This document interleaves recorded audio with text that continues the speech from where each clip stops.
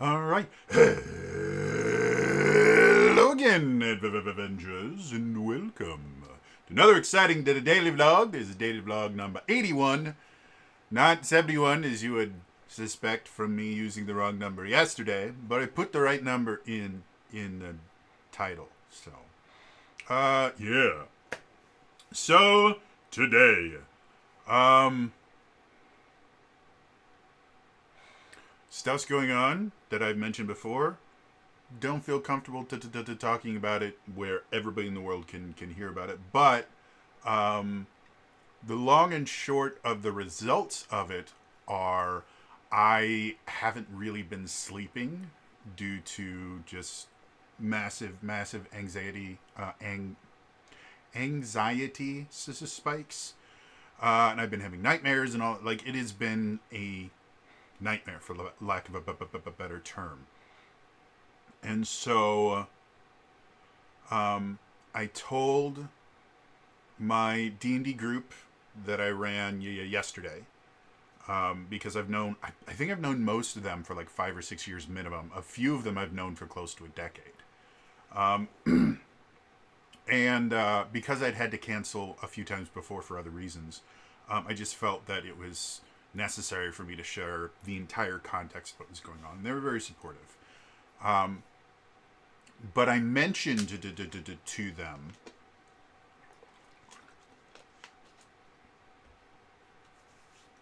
sorry, I mentioned to them that I wasn't sure if I was going to be able to run on Wednesday night for the reasons stated below, but I also wasn't sure if I was going to be able to afford to cancel it. And for anyone that doesn't know, the way that I run my RPGs, my regular RPGs, is at the beginning of the week, generally Sunday or Monday. I will send a message to every single person on the beginning of a week that we are supposed to be playing. I will send a message to every single player in the game. And the message is always basically the same. It goes, hey, planning on running the game this week. Who can play? And I have this little rule that is basically, it doesn't matter if you've told me a million times before. You need to reply to this email and either say, yes, I will be playing, or no, I won't be playing. And I do it for a number of reasons. One, it helps with my anxiety. Because in my brain, I am such an unforgettable, unremarkable person that literally just a week later, I am convinced that everyone has just forgotten that I exist. Working on that with my therapist. But I have just extremely low self-esteem and self-image issues. And so I constantly think that people are just going to no-show simply because they don't care about it.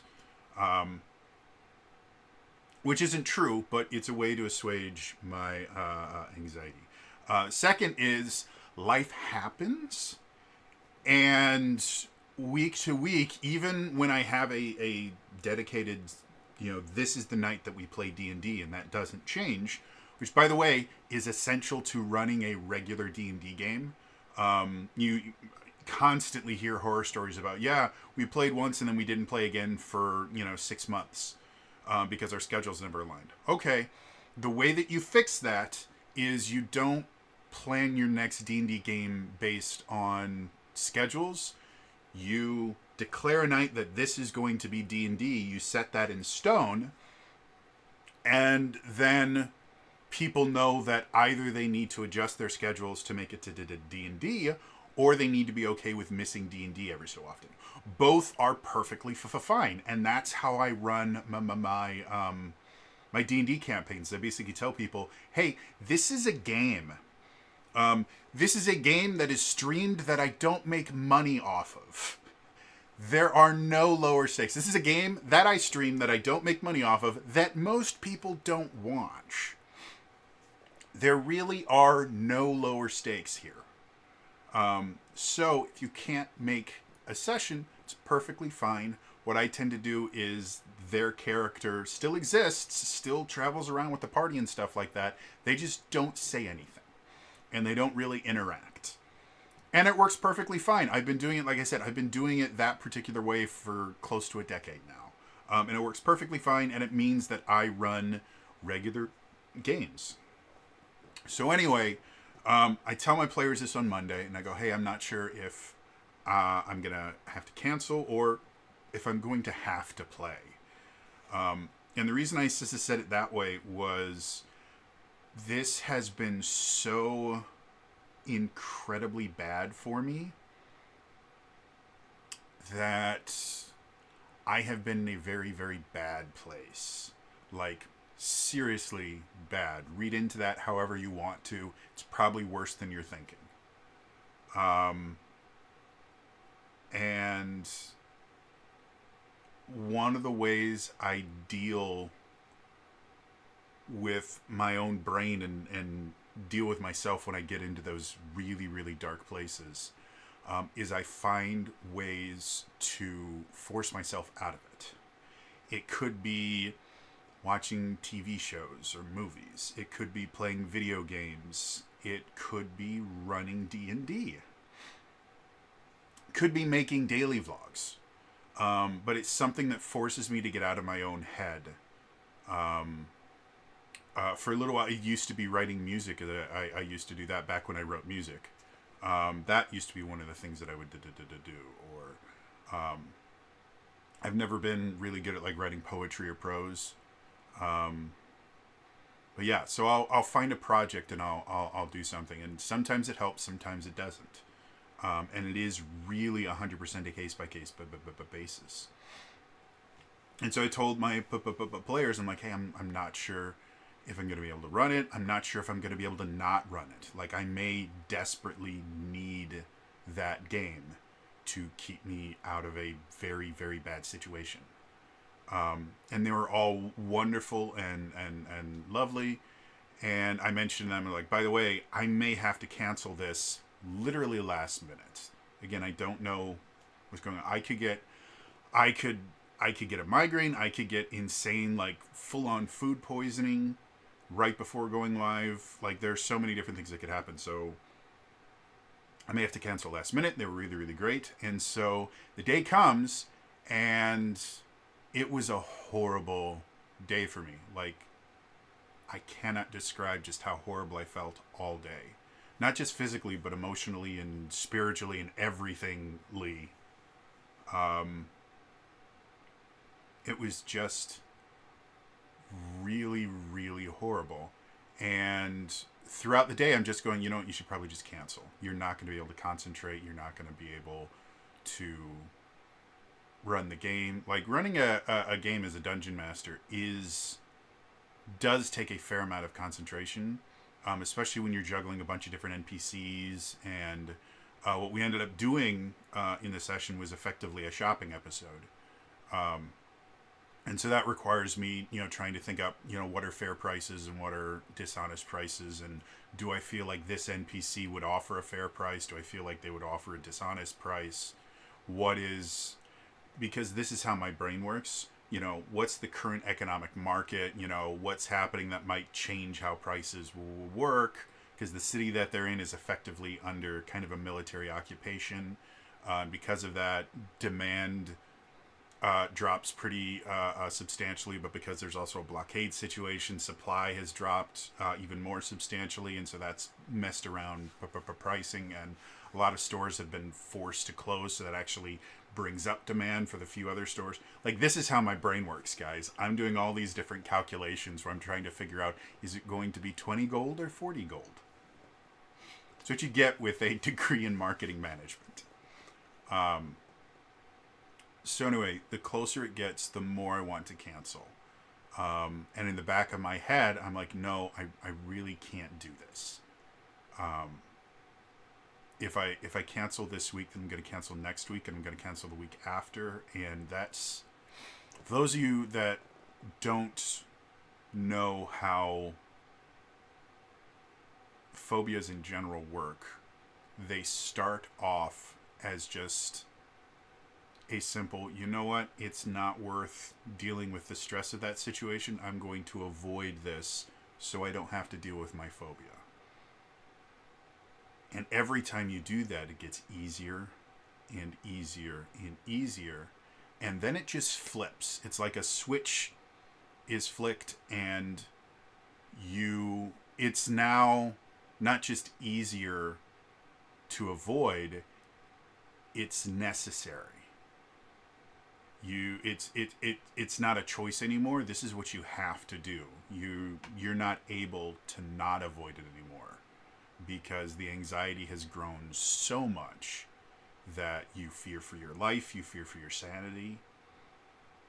And so, and that's not just true, I guess, about fear. That's true about just about every kind of negative emotion. Every time you give into it, it just makes it easier and easier, and eventually a switch is flipped. It's just how it works. Is it eventually goes from this makes my life easier, this makes my life easier, to this is the only way I can exist, and it's no longer a choice. It's this is how the world works. There's been a lot of psychological studies that have shown that the more you do something, the more ingrained, like you create pathways in your brain to acknowledge that and to help make it easier for you to do that. That's why repetition is such an effective method of retention, because you're literally creating these pathways and then reinforcing them every time you repeat it. So when it got time for the game, again, I hadn't slept almost at all, and I was really, really worried that I was going to just fall asleep during the middle of the game, because I've done that before. Not when I'm DMing, but I did during a charity event years ago. Somebody that was supposed to run a game, because we were doing 48 hours straight of D&D, and the way that we were able to do that is we just had a bunch of different groups playing, and so one after another. So there was constant 48 hours of D&D going, but it wasn't one group playing for 48 hours straight, because that would drive people nuts.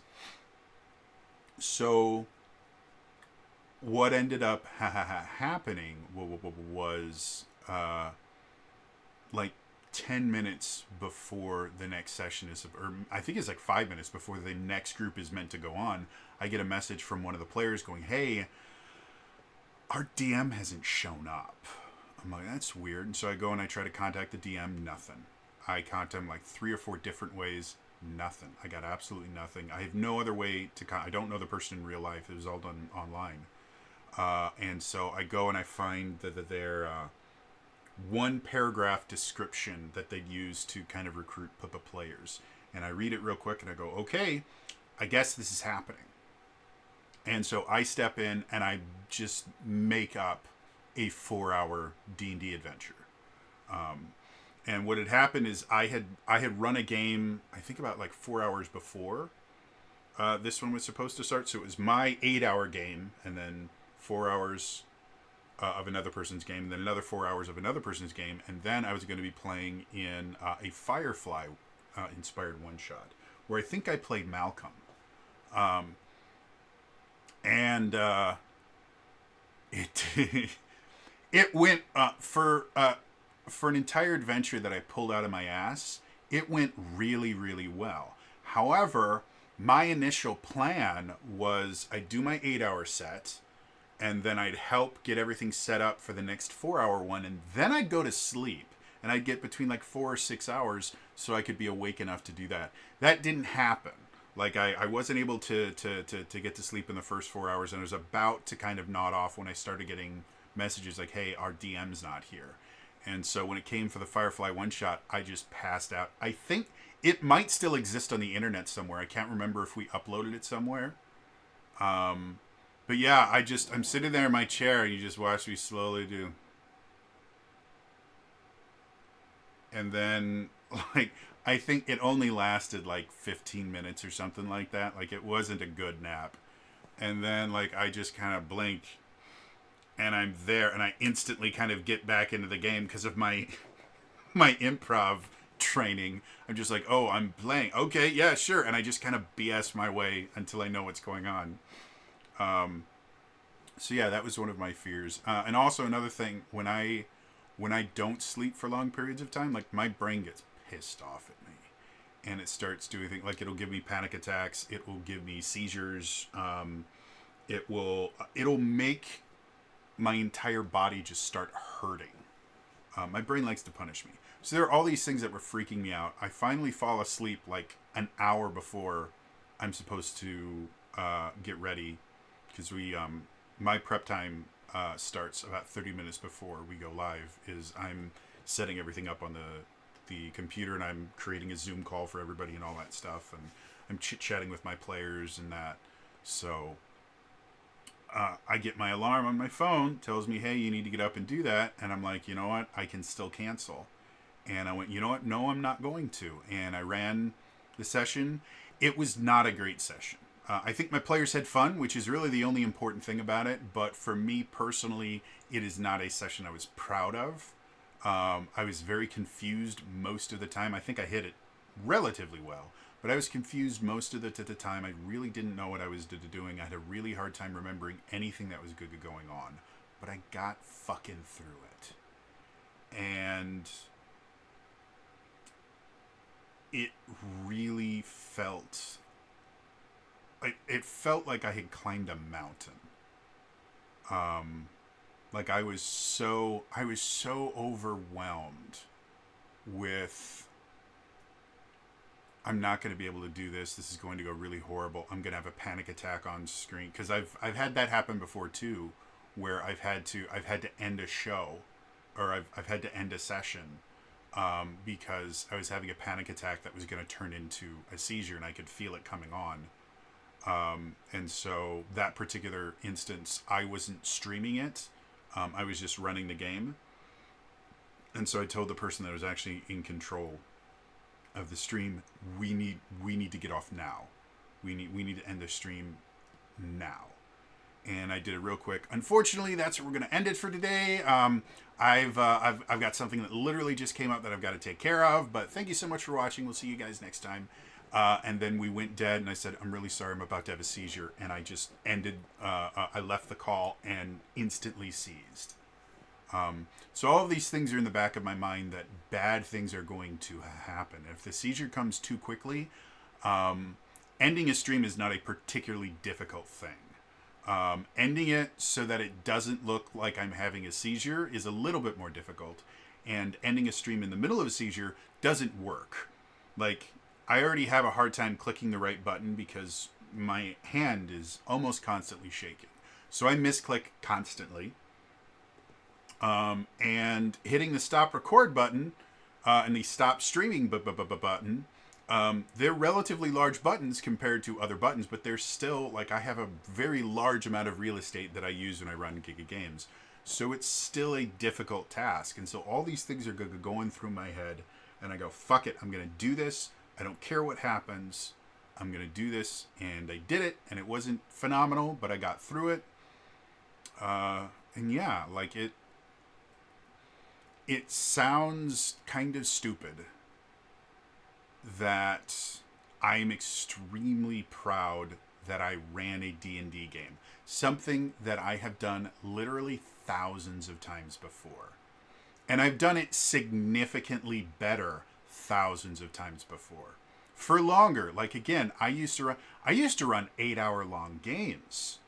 And back in my convention days, I would play D&D for anywhere between 12 to 16 hours a day for anywhere between 3 to 5 days during a convention. Yeah, like running a single, like, I think we barely made it to about a little over 2 hours. And that was a huge thing for me. So as pointless as it may sound, like, I'm really proud I was able to pull that off. I have no idea if I'd be able to do it again. And that's the other thing that's really frustrating, because this is an extremely common thing for people that either are not disabled or don't deal with this same kind of disabilities. It's an extremely common thing for people to go, well, look, you see how hard it was? And you succeeded. That means you can do it again. Absolutely not. And I've seen some therapists that use that as well. And I don't think that that's an entirely wrong mantra, because it can be a motivating factor of, hey, you've done this before, you can do it again. But it doesn't work that way all the time. And it's a really, really common way to abuse uh, people with disabilities by simply going, hey, you did this before. That means not only can you do it again, but you can always do it. We see it a lot in employment situations where they will ask you to do something. And this is not just exclusively disabled people. This is just people in general. Businesses will do this where they will put you in an impossible situation for you or for anyone. And then if you are able to pull it off by some miracle, that becomes the new default of, hey, now we saw that you did this before, so that means you can always do it. And that's not true. There were a lot of things that worked out really well for me last night. I didn't have a seizure. I didn't have a panic attack during the game. Had one after. That's not something I can control. Panic disorder, by definition, means that I have panic attacks that don't have a trigger, that don't have a cause. They just happen. And there's no way to control them. The only treatments that they have for panic disorder are talk therapy, because panic disorder doesn't mean that all of your panic attacks are don't have triggers. It just means, I think, something like 50, I think above 50% or something like that, just don't have triggers. And so there's still, or maybe it's up to 50%, I don't know. But there's still ones that do have triggers, because you're just predisposed to having panic attacks. And so part of treating panic disorder is talk therapy and other things like that, that helps you to identify your triggers and find better ways to deal with them than panic attacks. And again, I've been doing that for a long time, and I've gotten really, really good at it. It's very rare now that I have a panic attack from a trigger that I'm aware of. Like, I've gotten extremely good at understanding my triggers and knowing how to plan around them. However, the way that panic disorder is treated for the ones that don't have triggers is generally through sedation and learning how to effectively endure them. One of the treatments that I was going to go through until my therapist, that particular therapist, stopped therapizing and left the business, was basically what would happen is they would basically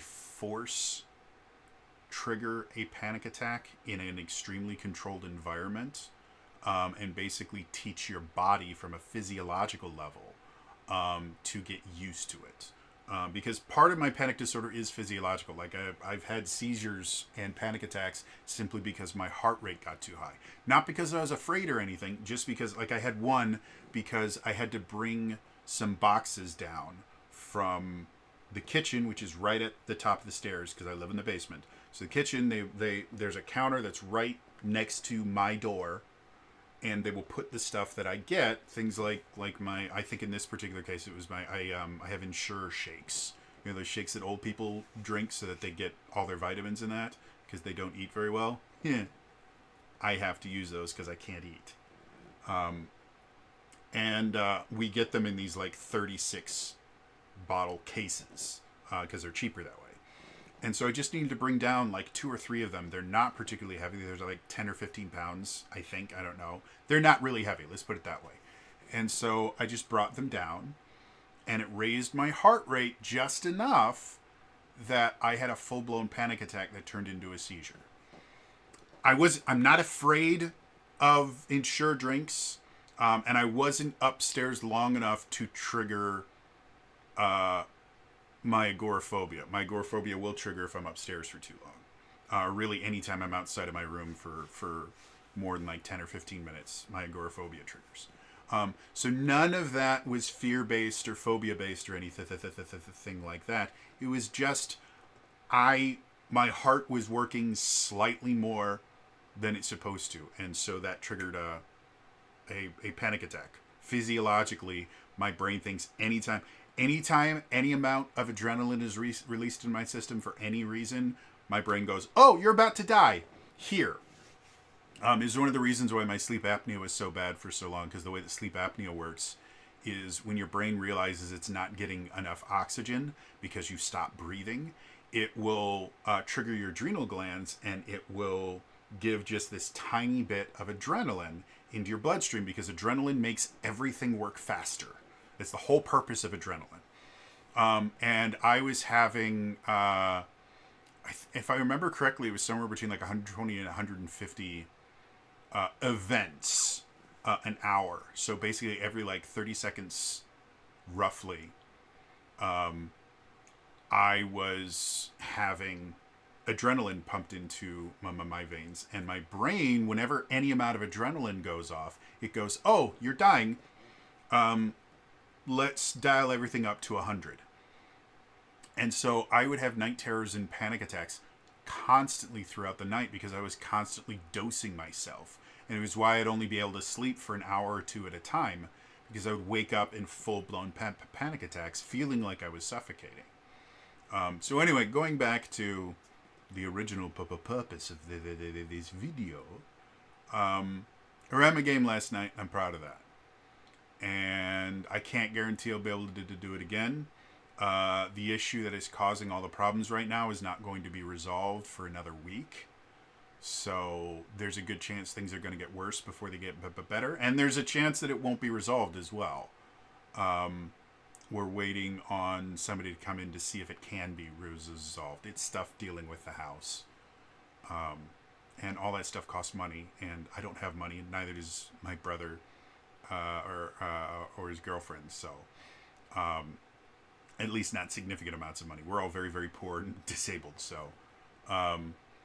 So yeah, we have to figure out, first of all, if it's something that can be fixed, and if it can be fixed, if it's something that we can afford, and then how we're going to afford it, whether it's going to come from my bank account or their bank accounts, or a combination of that, or if I'm going to have to put it on a credit card, or yeah.